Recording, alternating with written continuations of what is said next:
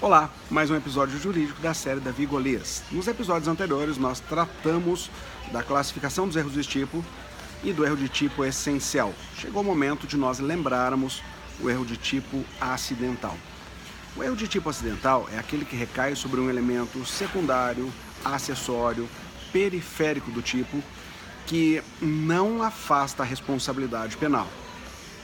No erro de tipo essencial, que vimos no episódio anterior, se o erro for considerado invencível, ou também chamado de inevitável, teremos a exclusão do dolo e da culpa, por isso ele vai ser chamado de excusável.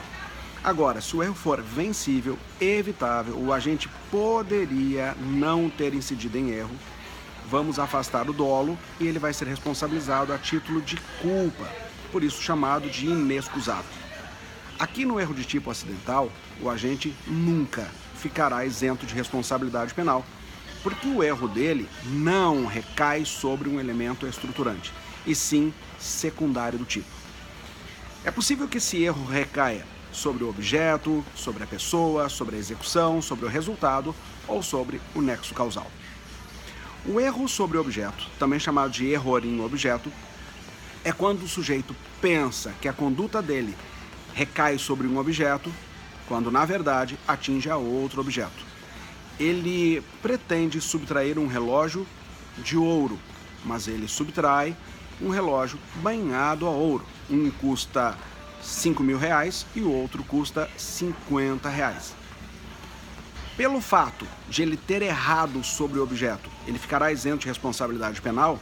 A resposta é não. Não, porque o tipo penal de furto é subtrair coisa alheia móvel.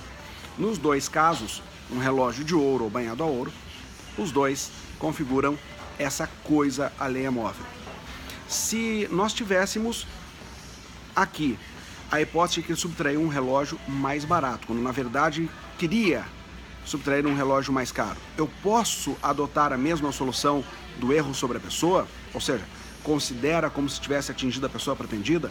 A resposta só pode ser não, porque não admitimos em matéria penal analogia em malam partem. Então ele vai ser responsabilizado apenas por esse furto, embora tenha errado sobre a coisa. Já o erro sobre a pessoa, erro in persona, nós vamos encontrar duas pessoas muito parecidas, o que leva o agente a se enganar sobre a identidade. Ele pensa que está matando a Paulo, quando na verdade mata a Pedro. O artigo 20, parágrafo 3º, determina que, em caso de erro, não há isenção de responsabilidade penal, mas deve-se levar em consideração a pessoa que ele queria atingir. Então, não se considera a vítima real, e sim a vítima virtual. De sorte que, se recair sobre essa vítima virtual alguma causa de modificação de pena, a exemplo no homicídio, em que no 121, parágrafo 4º, nós temos uma causa de aumento de pena para aquele sujeito que mata uma pessoa menor de 14 anos, o que chamamos de homicídio circunstanciado, mesmo que ele tenha matado uma pessoa com mais idade do que essa, se ele pretendia matar alguém com 13 anos, por exemplo, ele será responsabilizado por esse homicídio circunstanciado. Considera como se tivesse atingido a pessoa pretendida. Da mesma forma, o caso daquela mãe que, sob a influência do estado puerperal, logo após o parto, decide matar o seu próprio filho, se dirige ao berçário e lá encontra uma outra criança, mas que julga ser o seu próprio filho, e mata por sufocação, essa mãe não será responsabilizada pelo homicídio qualificado pela asfixia, e sim pelo infanticídio, porque o 20, parágrafo 3º, determina que deva se levar em conta a vítima virtual, a pessoa que ela pretendia atingir. No erro sobre a execução, aberratio ictus, é possível que nós tenhamos esse erro decorrente de um acidente ou mesmo de um erro na execução por erro de golpe, erro no golpe. Nós vimos um episódio recente em que um sujeito pretendia matar um ladrão por envenenamento, já que esse ladrão já tinha ido na casa dele, subtraído coisas e levado os achocolatados que estavam no refrigerador. Imaginando que aquele ladrão voltaria, ele comprou alguns achocolatados e colocou veneno. realmente aquele ladrão voltou, levou aquele chocolatado, mas ao invés de tomar, vendeu para o vizinho. E o vizinho deu para o seu filho e a criança morreu envenenada. Nós temos aí um erro na execução. Um erro na execução por acidente. O mesmo se diga daquela pessoa que queria matar a outra, pensemos que a esposa queria matar o marido por também envenenamento, coloca veneno na marmita. Ocorre que o marido sai apressado e esquece a marmita. E quem leva a marmita e come é o filho. Eu tenho aí um erro na execução por acidente. Tivemos, nesse caso, portanto, um erro na execução com unidade simples, com resultado simples. Como é que eu poderia ter por erro de golpe? Ele decide matar uma pessoa por tiro, desfere o tiro, erra o seu alvo, erra o alvo e mata uma pessoa que está passando atrás. Como é que fica a responsabilidade penal? Se nós tivermos uma unidade simples, um resultado único, nós vamos adotar a mesma solução do erro sobre a pessoa. 20, parágrafo 3º. Considera como se tivesse atingido a pessoa pretendida. Ele decide matar um menino de 13 anos. Ora, se ele conseguisse, ia ser homicídio circunstanciado. Homicídio com causa de aumento de pena por ter matado uma pessoa menor de 14. Mas ele erra o alvo e mata uma pessoa que está atrás, 70 anos, está passando por ali. Como é que fica a responsabilidade penal? Considera-se como se tivesse atingido a pessoa pretendida. E por isso vai ser responsabilizado por esse homicídio circunstanciado. Agora imaginemos que nesse golpe, ele atinge a pessoa pretendida e também mata uma outra pessoa. Ele matou aquele que ele desejava, o tiro passou por esse menino e pegou a pessoa que estava atrás. Ora, não resta dúvida que em relação ao seu alvo, tem-se dolo. E em relação à pessoa que está atrás, se nós identificarmos culpa, seja culpa consciente ou inconsciente, ele não previa que pudesse acontecer. Ou consciente, previa, mas acreditava sincera, pia e honestamente que não erraria o alvo, que ia atingir só o agente pretendido. Então nós vamos aplicar a pena em concurso formal próprio. Concurso formal perfeito, concurso formal normal. O artigo 70, primeira parte do Código Penal, determina que nós vamos pegar a pena do crime mais grave, certamente desse homicídio doloso, e vamos exasperar nos patamares ditados pela lei. Agora, o 70, parágrafo único diz: se a soma das penas se mostrar mais vantajosa, optemos por ela. É o que se chama de concurso material benéfico. De qualquer sorte, em caso de unidade complexa, ou seja, de 2 ou mais resultados, o sujeito tem que ser responsabilizado por esses 2 ou mais resultados.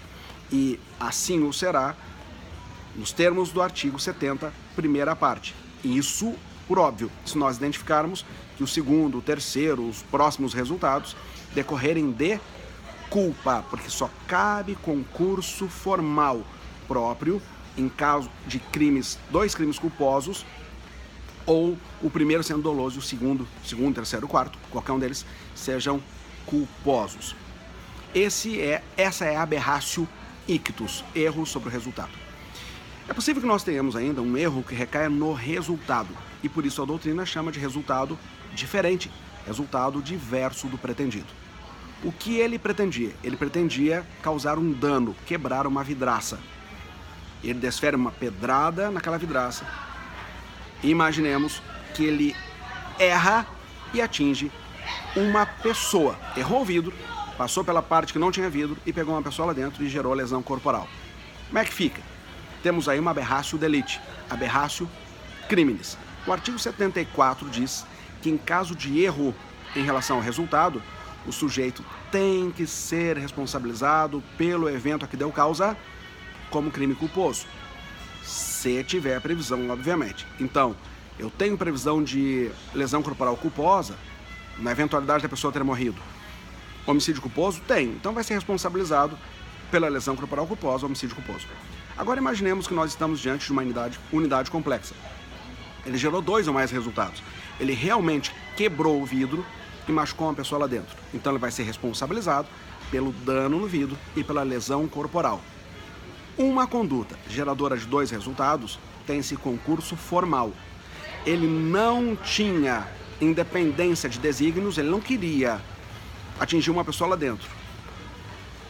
Ele só queria causar o dano. Então eu tenho um concurso formal, próprio ou perfeito. E mais uma vez, adota a regra da exasperação, pega a pena do crime mais grave e exaspera, salvo se a soma se mostrar mais benéfica. A última hipótese de erro de tipo acidental recai sobre o nexo causal. O erro sobre o nexo causal, também chamado de aberratio causae, é quando o resultado pretendido pelo agente acontece, mas de forma diferente, diversa da planejada. Ele planejava conseguir aquele resultado de um jeito e esse resultado ocorreu de outro modo. Aqui eu posso dividir em duas espécies de erro sobre o nexo causal. O erro sobre o nexo causal em sentido estrito, também chamado de aberratio causae stricto sensu. E posso também chamar de dolo geral, a segunda espécie, ou dolus generalis. Qual a diferença do dolus generalis para aberratio causae stricto sensu? No dolus generalis, o sujeito pratica duas condutas, e é a segunda conduta que promove o resultado. Ele quer matar uma pessoa, atira. Imaginando que essa pessoa já está morta, ele joga o corpo no rio. E depois, o auto de necropsia diz que a causa mortis foi afogamento. Ele decide matar uma pessoa, ele efetua disparos. Imaginando que aquela pessoa já está morta, ele ateia fogo no corpo. E depois o auto de necropsia diz que a causa mortis foi choque hipovolêmico secundário a queimaduras. Ou seja, a pessoa morreu do fogo. Como nós evidenciamos um dolo geral de matar, ele vai ser responsabilizado por essa morte. Mas nós vimos aí duas condutas, a conduta de atirar e a conduta de tocar fogo no corpo. O resultado aconteceu, mas de uma forma diversa da pretendida. Já na aberratio causae em sentido estrito, só existe uma conduta praticada por ele. Ele pretende matar uma pessoa, e essa pessoa, ele começa a atirar na pessoa, a pessoa começa a tentar fugir dos tiros, a pessoa se precipita pela janela que está às suas costas. A pessoa realmente não é atingida pelos disparos, mas morre de politraumatismo em razão da altura em que estava. Estava lá no quarto, quinto andar e morreu realmente daquela queda. Quantas condutas nós vimos ele praticar? Uma conduta. E a segunda conduta, geradora do resultado, foi promovida pela própria vítima que, desesperada, estava diante daquele atentado contra a sua vida. Nós vimos o resultado acontecer, mas de forma diferente da planejada por ele. Em qualquer dos casos, esteja eu diante da aberratio causae em sentido estrito ou do dolus generalis, a justificativa da punição desse sujeito se dá pela teoria do artigo 13 caput do Código Penal, conditio sine qua non. Por quê? Porque o evento tem como causa uma conduta por ele praticada. E a conduta por ele praticada foi a condição sem a qual o resultado não teria ocorrido, como e quando ocorreu. Vimos aí hoje um podcast um pouco mais extenso, praticamente 15 minutos, os efeitos do erro de tipo acidental e concluímos que em nenhum dos casos ele deixa de ser responsabilizado. Sempre será responsabilizado. Se você gostou do episódio e quer assistir a outros, assine meu canal no YouTube para ser notificado em cada novo episódio. E lá você vai encontrar todos os anteriores. O melhor mesmo é consumir direto no seu celular em áudio. Eu te ensino como faz, tanto no meu canal no YouTube quanto no meu site, daviandré.com.br. Na aba Convidados você encontra um vídeo que eu te mostro como consumir este e outros tantos conteúdos direto no seu celular, inteiramente gratuito. Um vídeo e também um tutorial. Um grande abraço e eu te encontro no próximo episódio.